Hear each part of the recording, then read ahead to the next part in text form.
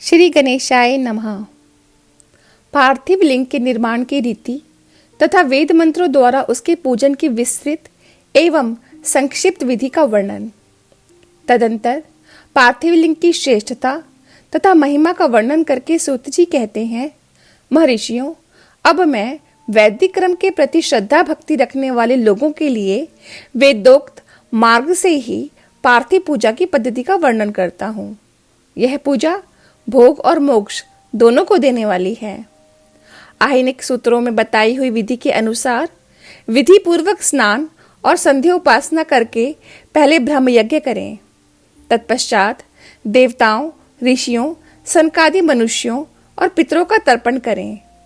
अपनी रुचि के अनुसार संपूर्ण नित्य कर्म को पूर्ण करके शिव स्मरण पूर्वक भस्म तथा रुद्राक्ष धारण करें। तत्पश्चात संपूर्ण मनोवांछित फल की सिद्धि के लिए ऊंची भक्ति भावना के साथ उत्तम पार्थिव लिंग की वेदोक्त विधि से भली भांति पूजा करें। नदी या तालाब के किनारे, पर्वत पर, वन में, शिवालय में अथवा और किसी पवित्र स्थान में पार्थिव पूजा करने का विधान है। ब्राह्मणों शुद्ध स्थान से निकली हुई मिट्टी को यत्न पूर्वक लाकर बड़ी सावधानी के साथ शिवलिंग का निर्माण करें। ब्राह्मण के लिए श्वेत, क्षत्रिय के लिए लाल, वैश्य के लिए पीली और शूद्र के लिए काली मिट्टी से शिवलिंग बनाने का विधान है, अथवा जहां जो मिट्टी मिल जाए उसी से शिवलिंग बनाएं। शिवलिंग बनाने के लिए प्रयत्न पूर्वक मिट्टी का संग्रह करके उस शुभ मृतिका को अत्यंत शुद्ध स्थान में रखें। फिर उसकी शुद्धि करके जल से सान कर पिंडी बना लें और वेदोक्त मार्ग से धीरे धीरे सुंदर पार्थिव लिंग की रचना करें। तत्पश्चात भोग और मोक्ष रूपी फल की प्राप्ति के लिए भक्ति पूर्वक उसका पूजन करें। उस पार्थिव लिंग के पूजन की जो विधि है उसे मैं विधान पूर्वक बता रहा हूं, तुम सब लोग सुनो। ओम नमः शिवाय इस मंत्र का उच्चारण करते हुए समस्त पूजन सामग्री का प्रोक्षण करें, उस पर जल छिड़कें। इसके बाद भूर्सी इत्यादि मंत्र से क्षेत्र सिद्धि करें। फिर आपोस्मान इस मंत्र से जल का संस्कार करें। इसके बाद नमस्ते रुद्र इस मंत्र से स्फटिका बंध अर्थात स्फटिक शिला का घेरा बनाने की बात कही गई है। नमः शंभवाय इस मंत्र से क्षेत्र शुद्धि और पंचामृत का प्रोक्षण करें। तत्पश्चात शिव भक्त पुरुष नमः पूर्वक नीलग्रीवाय इस मंत्र से शिवलिंग की उत्तम प्रतिष्ठा करें। इसके बाद वैदिक रीति से पूजन कर्म करने वाला उपासक भक्ति पूर्वक एतते रुद्रावासम इस मंत्र से रमणीय आसन दें। मानो महांतम इस मंत्र से आवाहन करें। याते रुद्र इस मंत्र से भगवान शिव को आसन पर समासीन करें। या मिशुम इस मंत्र से शिव के अंगों में न्यास करें। अध्यवोचत इस मंत्र से प्रेम पूर्वक अधिवासन करें। असौ यस्ताम्रो इस मंत्र से शिवलिंग में इष्ट देवता शिव का न्यास करें। असौ योव सरपति इस मंत्र से उपसर्पण अर्थात देवता के समीप गमन करें। इसके बाद नमो अस्तु नीलग्रीवाय इस मंत्र से इष्ट देव को पाद्य समर्पित करें। रुद्र गायत्री से अर्घ्य दें। त्र्यंबकम मंत्र से आचमन कराएं। पय पृथ्वी वयाम इस मंत्र से दुग्ध स्नान कराएं। दधि क्रावणो इस मंत्र से दधि स्नान कराएं। घृतम घृत पावा इस मंत्र से घृत स्नान कराएं। मधुवाता, मधुनक्तम, मधुमान्नो इन 3 ऋचाओं से मधु स्नान और शर्करा स्नान कराएं। इन दुग्ध आदि 5 वस्तुओं को पंचामृत कहते हैं। अथवा पाद्य समर्पण के लिए कहे गए नमोस्तु लिंगग्रीवाय इत्यादि मंत्र द्वारा पंचामृत से स्नान कराएं। तदंतर मानस्तों के इस मंत्र से प्रेम पूर्वक भगवान शिव को कटिबंध अर्थात करधनी अर्पित करें। नमो धृष्णवे इस मंत्र का उच्चारण करके आराध्य देवता को उत्तरीय धारण कराएं। याते हेति इत्यादि 4 ऋचाओं को पढ़कर वेदज्ञ भक्त प्रेम से विधि पूर्वक भगवान शिव के लिए वस्त्र एवं यज्ञोपवीत समर्पित करें।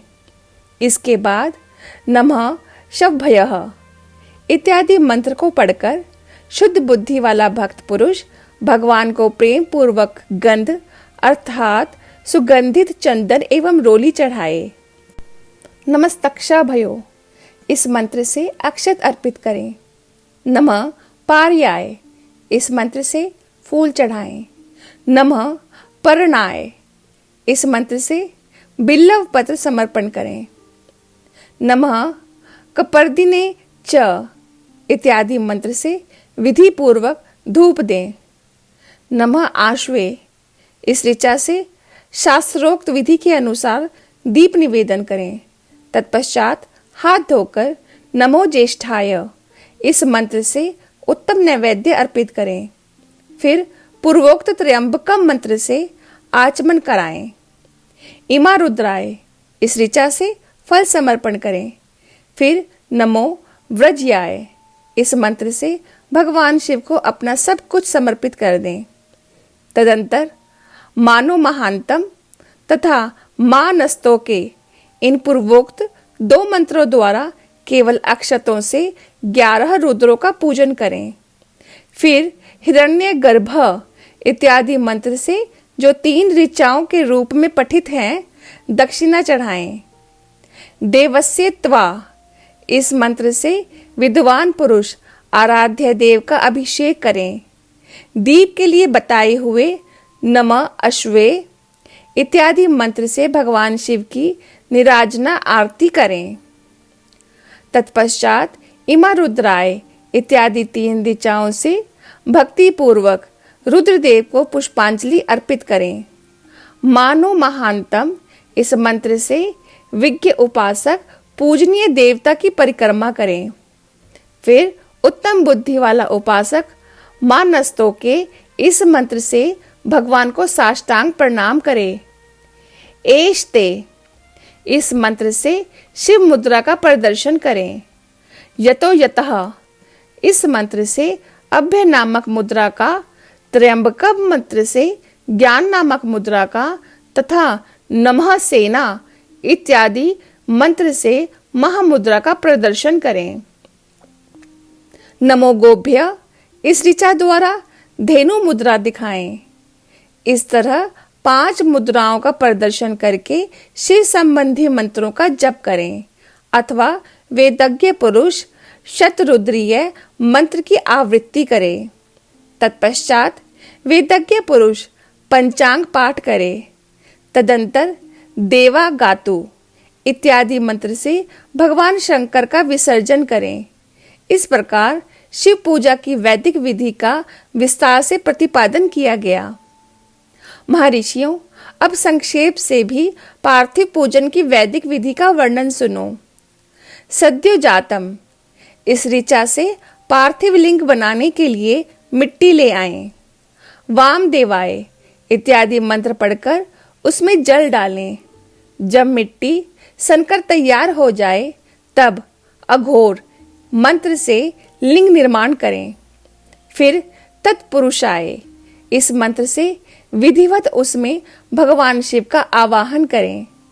तदंतर ईशान मंत्र से भगवान शिव को वेदी पर स्थापित करें। इनके सिवाय अन्य सब विधानों को भी शुद्ध बुद्धि वाला उपासक संक्षेप से ही संपन्न करें। इसके बाद विद्वान पुरुष पंचाक्षर मंत्र से अथवा गुरु के दिए हुए अन्य किसी शिव संबंधी मंत्र से 16 उपचारों द्वारा विधिवत पूजन करे अथवा भवाय भवनाशाय महादेवाय धीमहि उग्राय उग्रनाशाय शर्वाय शशि मौलिने इस मंत्र द्वारा विद्वान उपासक भगवान शंकर की पूजा करे। वह भ्रम छोड़कर उत्तम भाव भक्ति से शिव की आराधना करे, क्योंकि भगवान शिव भक्ति से ही मनोवांछित फल देते हैं।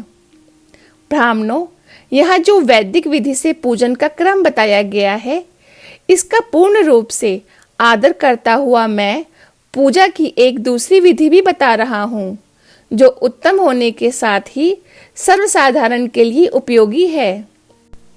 मुनिवरों, पार्थिव लिंग की पूजा भगवान शिव के नामों से बताई गई है। वह पूजा संपूर्ण अभिष्टों को देने वाली है। मैं उसे बताता हूँ, सुनो। हर, महेश्वर, शंभु, शूलपाणि, पिनाकधृक, शिव, पशुपति और महादेव, ये क्रमशः शिव के 8 नाम कहे गए हैं। इनमें से प्रथम नाम के द्वारा अर्थात ओम हराय नमः का उच्चारण करके पार्थिव लिंग बनाने के लिए मिट्टी लाएं। दूसरे नाम अर्थात ओम महेश्वराय नमः का उच्चारण करके लिंग निर्माण करें। फिर ओम शंभवे नमः बोलकर उस पार्थिव लिंग की प्रतिष्ठा करें। तत्पश्चात ओम शूलपाणाय नमः कहकर उस पार्थिव लिंग में भगवान शिव का आवाहन करें। ओम पिनाकधृषे नमः कहकर उस शिवलिंग को नहलाएं।